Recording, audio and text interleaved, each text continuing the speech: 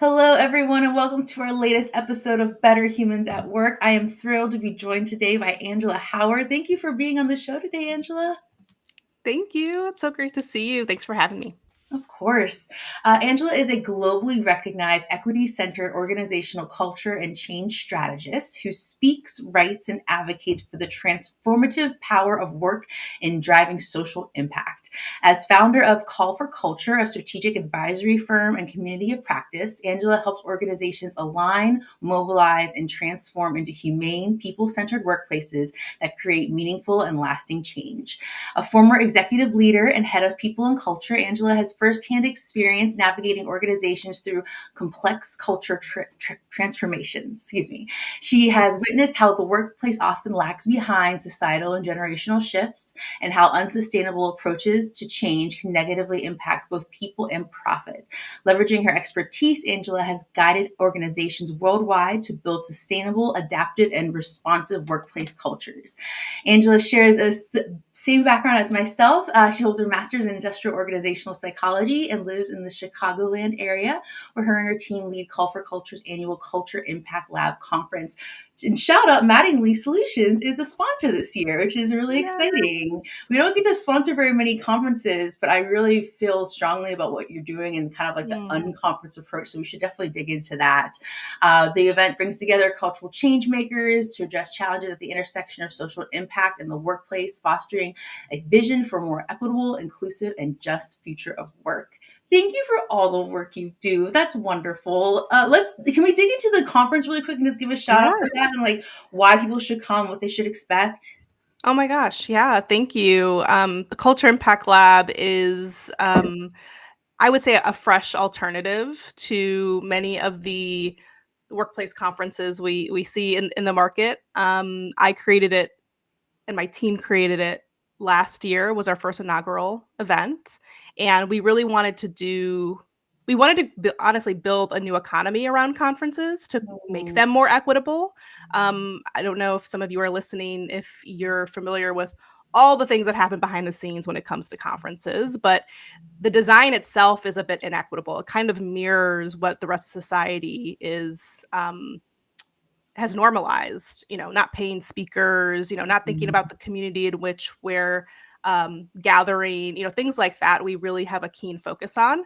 But the actual event itself is for, I'd say, more progressive HR folks who are more equity centered, but also workplace culture and change leaders who are looking to create a more human and humane um, idea of work and kind of shift the perspective of some of the topics that we're typically talking about at workplace conferences. We're moving away from the kind of general standard process program initiative topics to larger kind of societal impact, which I'm very excited just to get people, like-minded people in a room, to be in community. Our participants have called it like a retreat and a refuge as well, given that the work that we do is day in and day out, we're bumping up against um, ideology that tell us that this work is not important anymore, especially this year. And so I think it's also just a space of like collective community that we all need. Something I also love about Call for Culture and the lab, it, it has a lot of overlap with DEI work, but you're not calling it DEI work. And I think that's really important right now. It's really important to have examples like you right now, because Mm. when it comes to doing human centered work, a lot of people would think immediately DEI, and that's a slur at the moment, and Yeah, right. all the attacks against it. And it's like, no, like you can do human centered organizational work under a different name, under a different what's the word I'm looking for, like philosophy, and Mhm. still do work that's going to make the human experience better in the workplace. So thank you for kind of showing us the way, because a lot of people are searching for that right now. Yeah, yeah. And it's interesting because we've been doing this work, for a decade plus, Mhm. and before DEI was cool, I guess, and never really called it DEI. We certainly have been in conversations when it comes to those three letters, but we've been focused more on like, what are we actually impacting? What are we doing? What's the thing that we're actually moving the needle on? And I think continuing to do that is important because people can get really lost in three letters that, each one can be misinterpreted, right? And now it's like a collective brand which has been misinterpreted. So we still will flag the DEI flag far and wide. We don't shy away from it, but we just kind of focus on saying what we're doing, and being focused on like, this is the little sphere of influence we have to impact. And all of this is about culture change when it comes down to it. So, tell us a little bit about your journey that landed you at culture change and call for culture specifically. You've had a really impressive career. What led you to start your own organization and do this work? Yeah, I like many other entrepreneurs, I feel like I have a very similar story where worked in corporate America, burned myself out, was kind of in a system that didn't quite nurture the skills that I had, and I left my executive level chief people officer role back in 2022. Felt like I had kind of gotten to the, I guess, the quote unquote highest ranks of this work. And I felt that way because not just because of the title, but like literally because of the buffering that I was Mhm. experiencing in the work. I sat on an executive team. I was in executive rooms and boardrooms, but I was hitting a wall. I was Yeah. hitting a wall with the amount of impact I felt like I was able to make. Also, I think um, being a woman of color, being a Black woman, like all of those things impact how your work experience is, right? Mhm. And if you talk to anyone else who's in this scenario, it is, the microprogressions, the, being in rooms where you're the only one who looks like you. It's an emotional exhaustion that I couldn't quite put my finger on until I left. Mhm. And then I realized that all these things had been happening, that I was not only hitting walls from a getting the work done perspective, but I was hitting walls just by the nature of who I was and how the system of work has been created and who it's been created for. So emotional, mental, physical exhaustion Yeah. got me to start my business. However, I've always been a builder. I was building my business about 7 years before I actually went full time into it. So I was always doing some things on the side hustle, coaching, consulting, and I had an opportunity to go full time. And it was the right time. And there's never a right time, by the way, because I contemplated for years, when the right time would be. And finally, in the middle of COVID, I'm like, you know what? If I'm not going to do this now, and the conversations are heating up and happening, when am I going to do this? Essentially, um, so yeah, that's what drove me to it. And then I think, the other pieces, I never grew up in a household or a family or even a family unit where entrepreneurship was a possibility. Like it wasn't really an option that was presented to me. Like many of us were told, go to school, get the degree, get a job, like follow the path.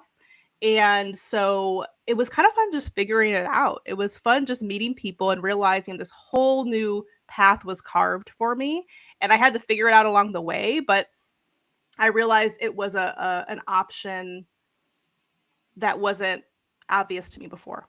Yeah.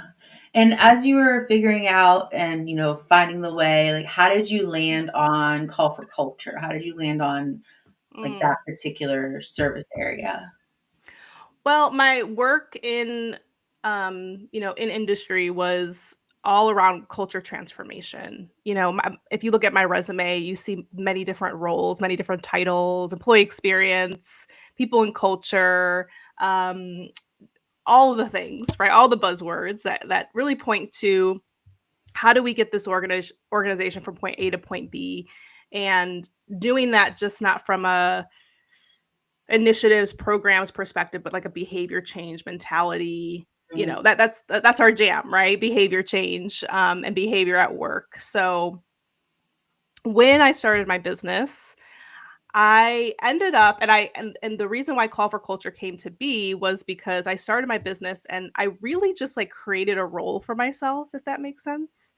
Like I left my full-time job and then started my business and basically like created my own role like as a solo entrepreneur.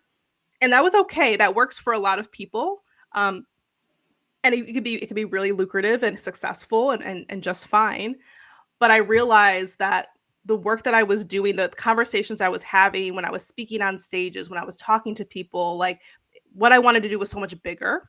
And I wanted it to be more of a platform, something that lived outside of me, outside of my identity. And I realized me consulting a few times a year wasn't going to get to the impact that I wanted. So that's how Call for Culture was born, which was more of a more of a movement, more of a business that could live outside of me, but be supplemental to me and my idea around this intersection of social impact and workplace culture. And then the conference kind of followed shortly after, which was honestly kind of a pivot due to the market and what's happening in the world. So just proof that you can have one idea and it can take many twists and turns as you go. I love it. So let's now talk about, what does an equity centered workplace culture look like? How do you define that term? Mm. Yeah. Well, I mean, if you think about equity, let's take the first part. I think a lot of people get confused around equity and equality. There's a time and place for both. However, most systems are usually inequitable and have inequality baked into them. So, um, when I'm talking about equity, what I'm really talking about is access and equal opportunity.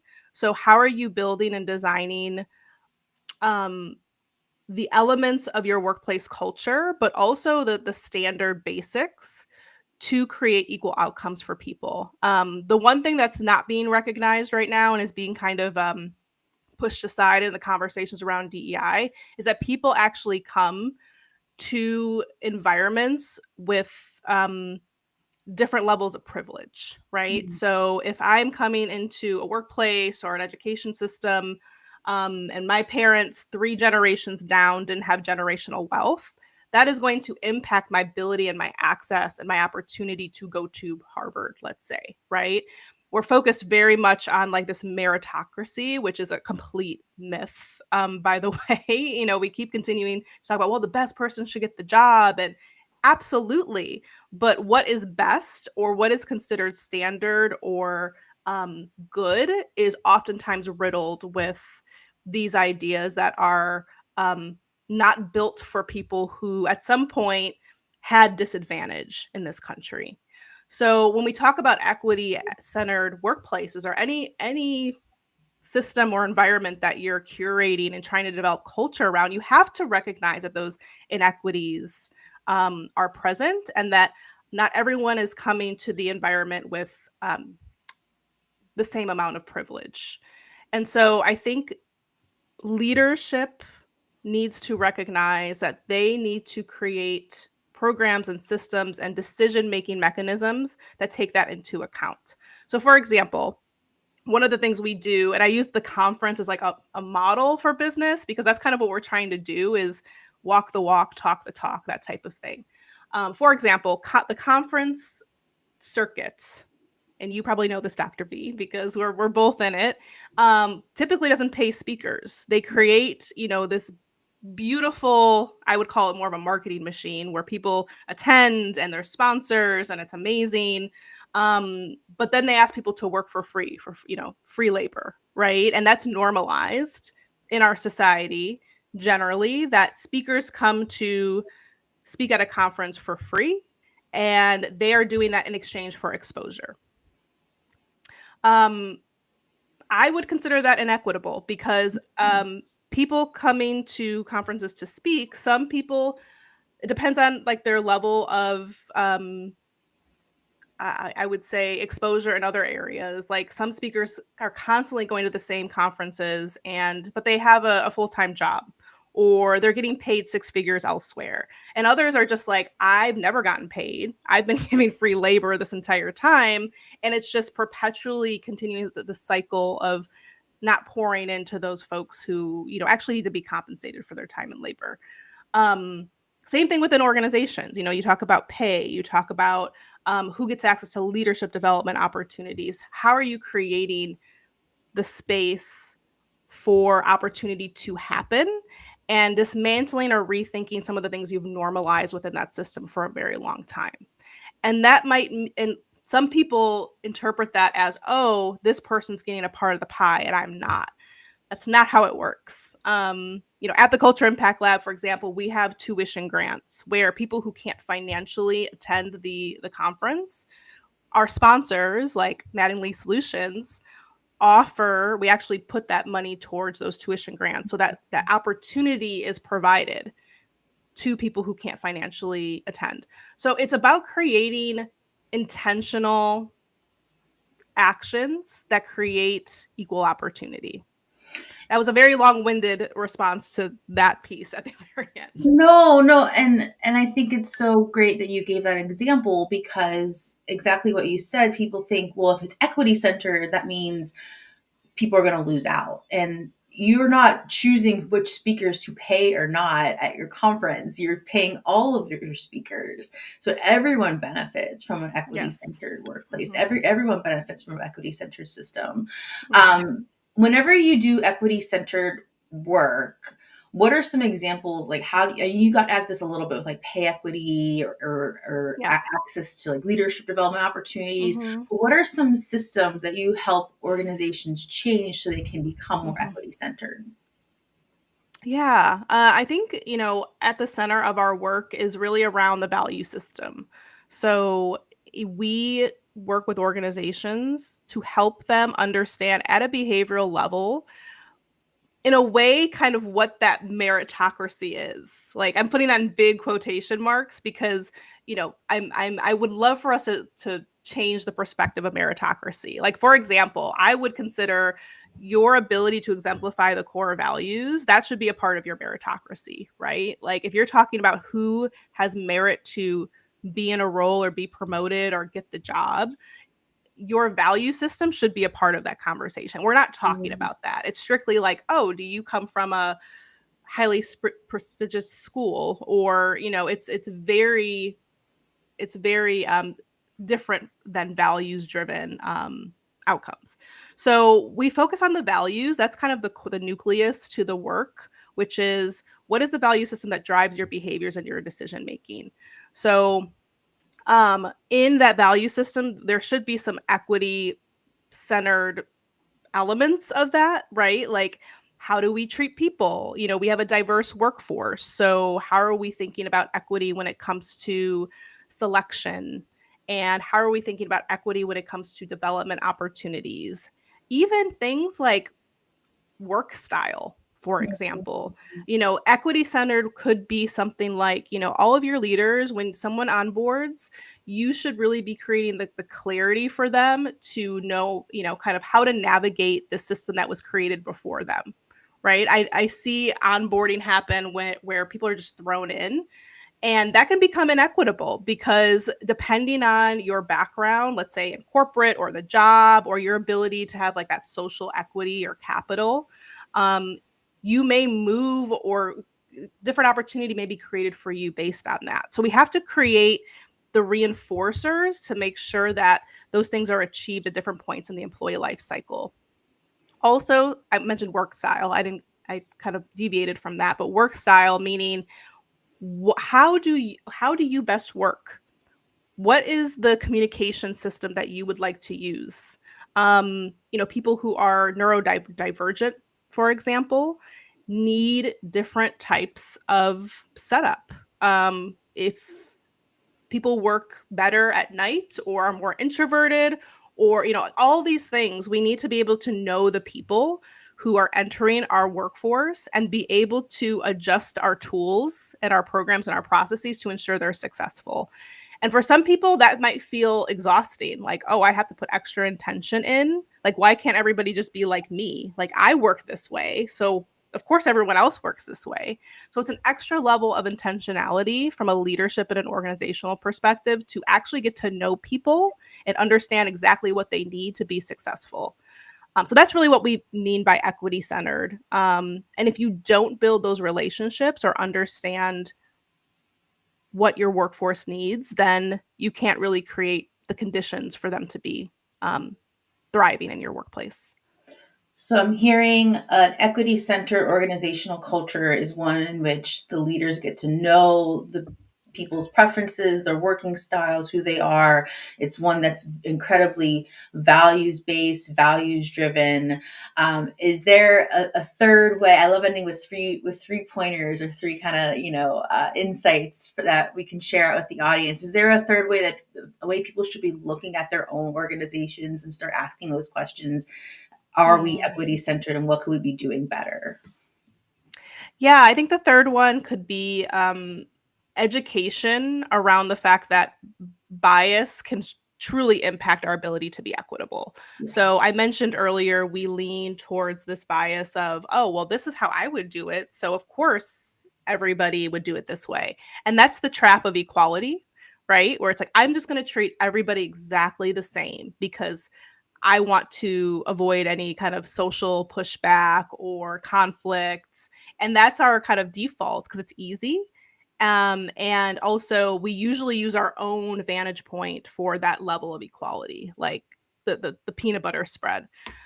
So I think understanding, having some mechanisms to understand our bias or to be able to call out bias, knowing that every brain has bias, like literally every single person has bias. So it's a common collective experience.